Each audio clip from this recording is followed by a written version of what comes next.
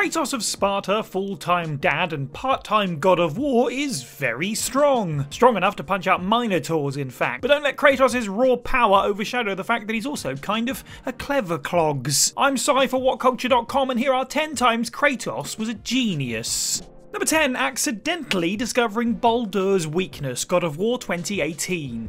This move from Kratos has to go at the bottom of the list because he basically discovers it through blind luck. However, we're going to call it a moment of accidental genius, which he and his son Atreus capitalise on to defeat a god who is blessed with invulnerability to all threats, physical or magical. Through the first of the Norse God of War games, Baldur is an inescapable menace. He's the first and last boss you face in the game. Granted invulnerability by his mum Freyas, he can seemingly be neither hurt nor killed, but the blessing works too well. Baldur is so well protected against the outside world that he cannot touch, taste or even smell. When Baldur tries to take revenge against Freya for his joyless existence, Kratos and Atreus already know he's invulnerable, but they still decide to try and stop him. However, victory comes from a lucky break. When Kratos had used an arrow to fix his son's quiver earlier, he'd inadvertently used an arrowhead made of mistletoe, Baldur's one weakness. As Baldur strikes Atreus and cuts his hand on the arrow, the protective charm fades away. Number 9, using Megaera's strength against her, God of War Ascension. In this prequel to the main God of War series, we begin the game with Kratos in his most dire situation yet. Captured and chained, endlessly tortured by the Fury Megaera for daring to break his oath to Ares. But you can't keep a good god down, and despite his pain and fatigue, Kratos comes up with a plan. Even with all of his strength, Kratos cannot break the pillars that hold the chains around his arms, but perhaps his jailer can. As the Fury Megaera continues her assault, he swings the chain into her way, trapping her, and using her struggles added to his own strength, he manages to tear free from the wall and make his escape. This isn't the only time that Kratos turns Megaera's brute force attacks against her either. When her insect monsters possess the body of a giant Hecatoncheires, Kratos manages to leap onto the creature's hand and force it to strike itself, both incapacitating the giant and giving Kratos a ride up to where Megaera was hiding. Number 8, Dragon Wrangling, God of War 2018.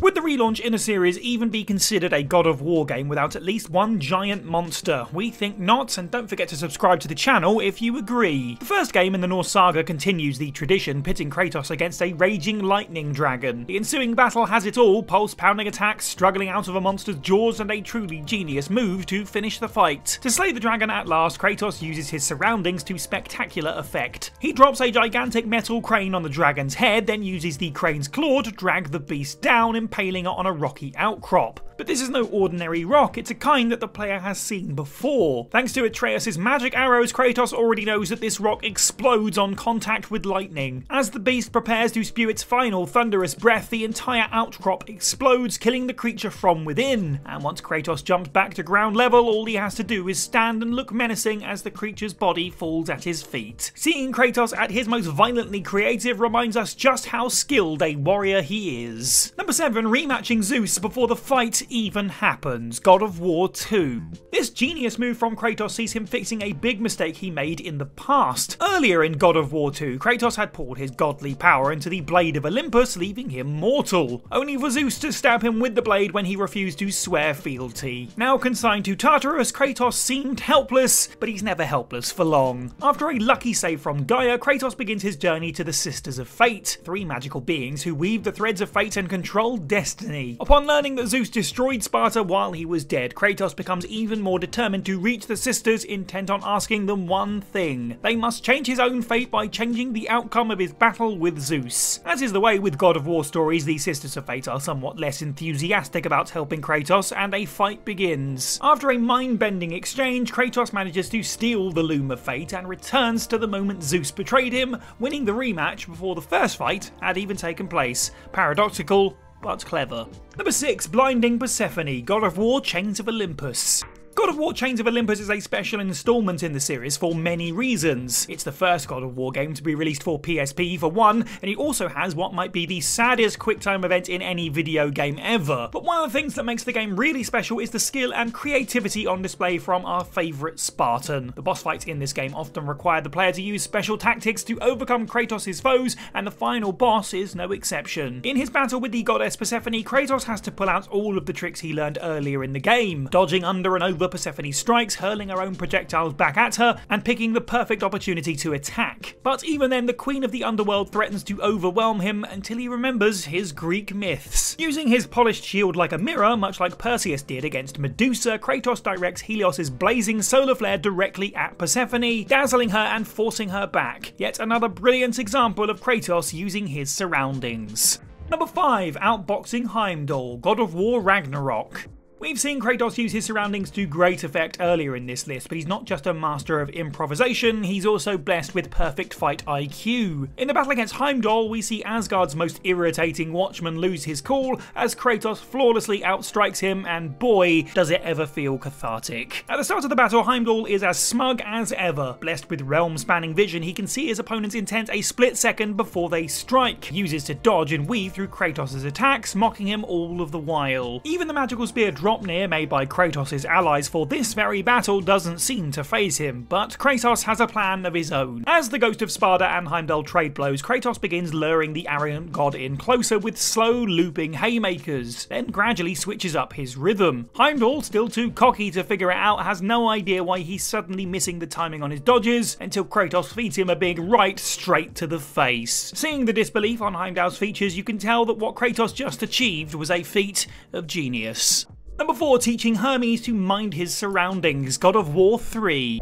Anyone who has played the God of War series knows that Heimdal isn't the only untouchable god Kratos has fought, and he's not the most interesting either. That title falls to Hermes, god of speed, messengers, magic, and apparently god of smack talk as well. In God of War 3, Kratos finally battles the messenger of the gods while scaling the chain of balance. When a few divinely inspired taunts land a little too close to home, Kratos takes the bait and charges after Hermes, only for the fleet-footed god to leave him in the dust. Even when Kratos thinks he's managed to catch up, he discovers that Hermes slowed down deliberately so he could lure the Spartan into a deadly game of cat and mouse through the Olympian citadel. At this point, Kratos has figured out that he can never outrun Hermes, and soon after he hatches a genius plan. Using a mighty catapult, he shatters a pillar, one that Hermes was about to land on, and losing his balance, the irritating god is pinned by the column as it collapses, so that Kratos can catch the scornful Olympian at long last.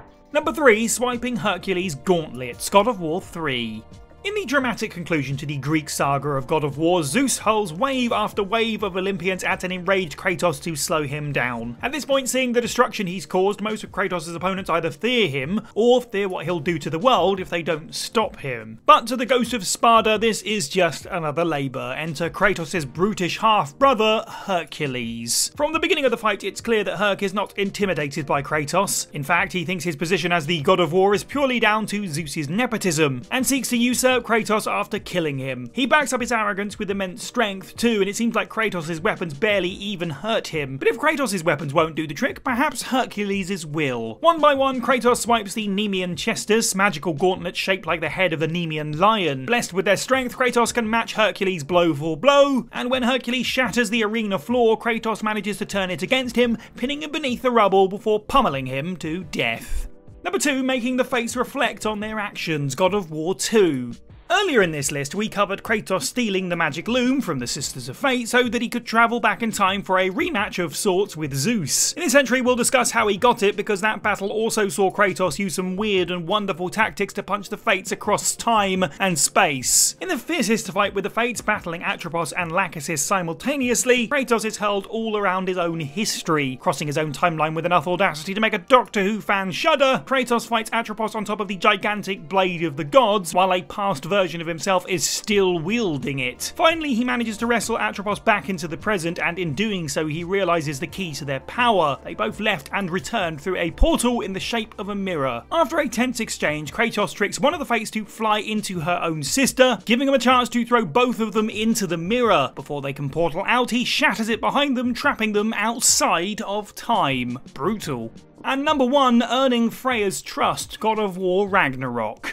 By this point, it's clear that Kratos is a true genius when it comes to fighting, but in this last entry he shows us the truest meaning of wisdom, defeating an enemy without having to fight. Through trust, honesty and compassion, Kratos makes peace with the Vanir goddess Freya, turning a sworn enemy into a trusted friend. Of course, the road to peace is often harder than simply winning through violence. When Kratos kills Baldur to save Freya's life, he's still killing her favourite son, and despite his good intentions, it's easy to see why Freya swears vengeance against him. Yet despite her repeated attempts to kill Kratos and his son Atreus, they fight only to defend themselves, knowing that she's not truly evil like the Aesir. Finally, Kratos sees a chance to do some good for Freya after the harm he caused her, helping her to undo the curses that Odin laid against her. After the two defeat Yggdrasil's guardian, the fearsome Nidhogg, and undo the curse, Freya reluctantly accepts Kratos and Atreus as allies. As the war against the Aesir continues, they eventually become friends, proving that trust is a powerful weapon indeed.